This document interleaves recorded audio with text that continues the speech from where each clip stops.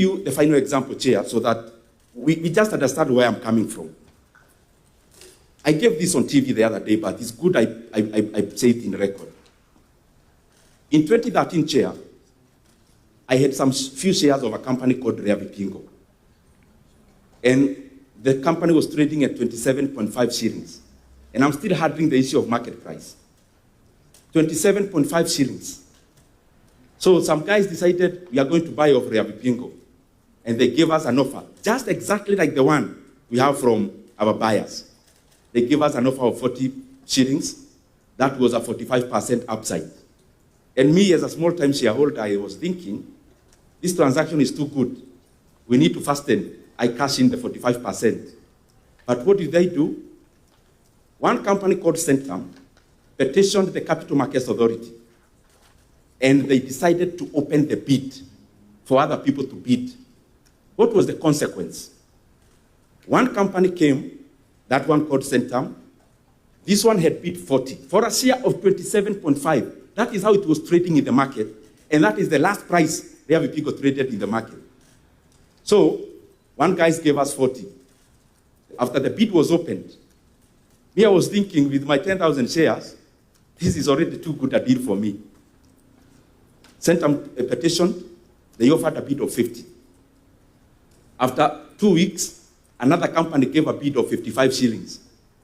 I actually thought it was drama. Later on, the same company that was to buy at 40, called Rare Trading, gave the final bid after negotiations with the other bidders of 70 shillings upfront cash, and they were to divest from land which they have. You know Rea Vipingo, the area around Vipingo, that's the land I'm talking about. These are not stories. They gave us a quotation. After divesting from the land, we were to get an extra 15 bob. But because they wanted to exit very quickly, they actually told us, you not wait for the land to be divested. You guys, we are going to pay you 85 shillings now. A share of 27.5 shillings, Chair.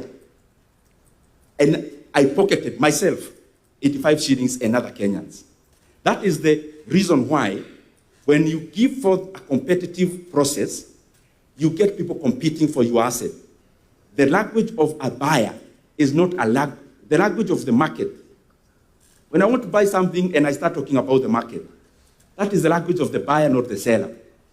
And that is where I see a problem is. On the same chair, this is public information. If you check when the directors of Vodafone, their group now, they are called Vodacom, called for a press conference, they were very, very upbeat about the transaction. In Kenya, the way we are asking for information, you realize here most of the information we actually got it from the buyers. Most of the information was volunteered by the buyers. So when they went back to SA and they called the press, one of the people there actually commended the directors for getting such a good deal. So we are here as Kenyans giving our asset for a song when the buyers on the other side, they are being treated like kings for getting a good deal and, of course, for taking advantage of our incompetence as a country. Chair, the second thing I have handled it already. I could have given many examples, including the recent one of Amson and Baburi. Before the information leaked in the market that Amson was to buy Baburi, and the price they ended up paying, it is upward of 175%. But they calculated when the information had already leaked. That's why they talk about a single digit, a double digit upside. But the real one before the market leaked, it was over 175%. Just to give many examples. Even banks in Kenya are undervalued. So what I'm trying to say here in this issue of the market, it will be a tragedy for Kenya to value this transaction based on the market. Because even private companies, take for example, banks. I want to give an example of a bank like KCB, where the government has a 19% stake.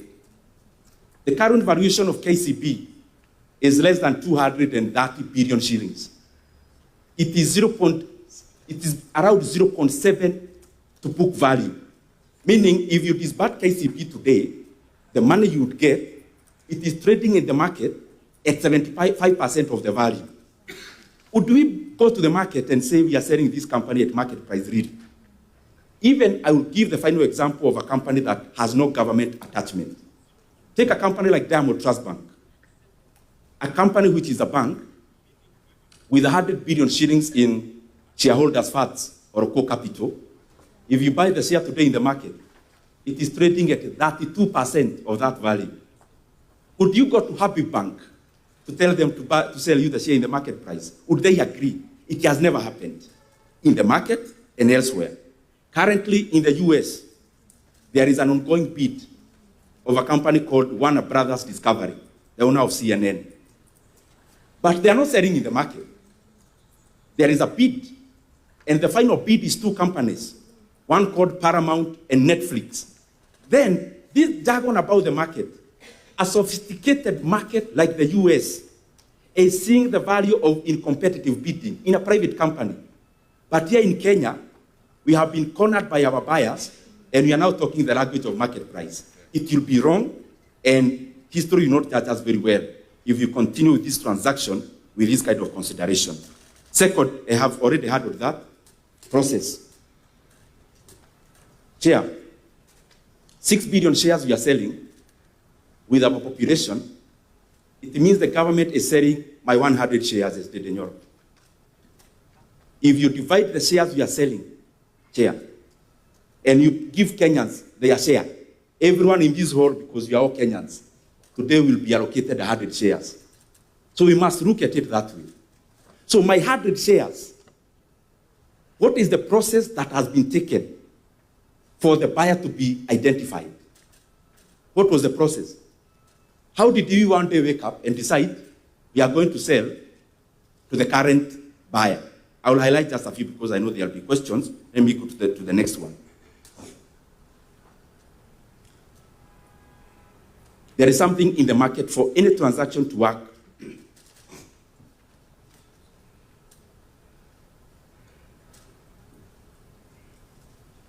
For any transaction to work efficiently, Chair, there is something called information symmetry.